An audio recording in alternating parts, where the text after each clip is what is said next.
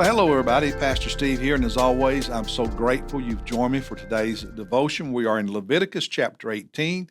As you're opening your Bible there, I want to remind everybody, if you have not yet picked up your new bookmark for the rest of this year and our Bible reading plan, do so this Sunday at church. You know, we have a year reading plan, and some of you get the bifold that has the whole year in it, but like me, many of you use the bookmark, and the bookmark covers half of the year. So the new bookmarks for the rest of this year are available at the church. I also want to remind everybody that this Saturday, July 26th at 9 a.m. in the worship center is our ministry boot camp from 9 to noon, or finishing up maybe a little bit before that. A plenary session, everyone together. Very important stuff we're going to cover there. And then you break into different ministry teams. So all of you who are volunteers in ministry, who serves on committees and so, join us. Everybody in the church, join us this Saturday for our boot camp as we get ready to kick off a new year of ministry. Leviticus 18, and the first thing I wrote in my journal after reading this chapter in capital letters is wow, with an exclamation point. Very straightforward instructions regarding sexual ethics. Don't have time to read and discuss all of this, but he makes it clear starting at the very beginning and then later in the chapter that they were to obey the statutes of God, the instructions of God, not the statutes of the culture that surrounded them, whether it was when they were in Egypt or in the promised land, the Canaanite nations, that they were not to get their sexual ethics, values, and religious ideas from those nations and peoples, but rather from God, and do what he says. And so starting at verse 6, he makes it clear that various expressions of incest, sexual incest, are immoral, violate the statutes of God, and are a terrible, terrible sin. And verse 16, and by the way, the incest described here is incest, whether it's family relationships by blood or marriage. Blood or marriage, i.e. step siblings, whatever, blood or marriage. So in verse 16, he said, you shall not uncover the nakedness of your brother's wife. That's not a blood relationship. It's one by marriage. Blood with your brother, but his wife. Uncover her nakedness. That means having sexual intimacy with her. She's your brother's wife. Don't do that. That was the sin that King Herod in the New Testament was guilty of when John the Baptist condemned him and his new wife, because he visited his brother, had an affair with his brother's wife while visiting there, and stole her. John the Baptist condemned that relationship, and ultimately he was beheaded. Verse 16 is the law that John the Baptist used in condemning King Herod. Starting at verses 17 and 18, he talks about not having sexual relationships with a woman and her daughter, a woman and her granddaughter, if you will, or with two sisters. Very strong standards here. He mentions in verse 20, no adultery, sex with your neighbor's wife, no adultery, someone who's not your wife. And verse 21 is an interesting verse. Let's look at that. He says, you shall not give any of your offspring to offer them to Molech, nor shall you profane the name of your God. I am the Lord. Now that's not about sexual sin, but it's idolatry. Molech would be a pagan god of the surrounding nations.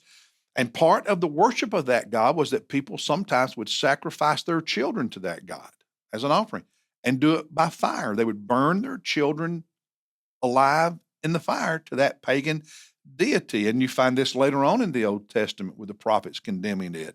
And he says, you're not to do that. In verse 22, no homosexual relationships or activity. In verse 23, no bestiality, sex with animals. And again, these are just practical expressions of God saying you don't get your ideas of what is right and wrong when it comes to sexual behavior from the culture, from the surrounding nations. Get it from the teaching of God, from the statutes that God has given you. And he says something in this chapter that is said elsewhere in the Old Testament, that the inhabitants of the land of Canaan, the promised land that the Israelites inhabited, those inhabitants were expelled, vomited out of the promised land because of their sin. You go all the way back to the book of Genesis, and you find that that is said it's going to happen, but their sin had not filled up yet. And over the decades and centuries, even, their sin got worse and worse. Their sexual sins, their idolatry got worse and worse and worse until the land, under the judgment of God, just spewed them out. And that's what you have in verses 24 and 28 when he says, "Do not defile yourselves by any of these things," all the things mentioned previously in that chapter. "For by all these things the nations which I am casting out before you," i.e. the Canaanites, the promised land, "have become defiled. For the land has become defiled, therefore I have brought its punishment upon it, so the land has spewed out its inhabitants." And he goes on to talk about those abominations. And I cannot help but think about America when I read this. The so-called sexual revolution of the 1960s that so many people were so proud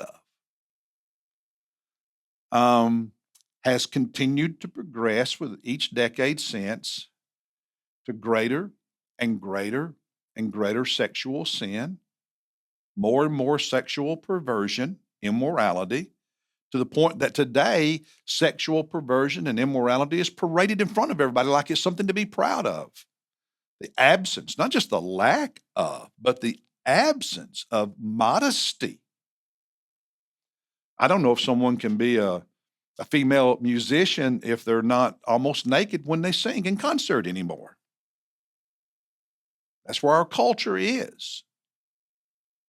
And more sexual behavior, sexual relationships, sexual intimacy outside the boundaries, the statutes of God.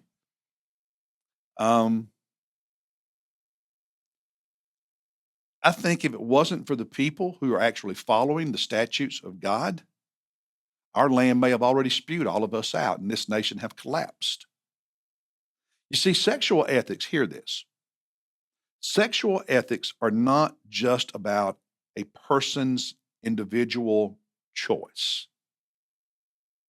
Sexual ethics are also about the well-being of a society or its gradual decay and ultimate demise.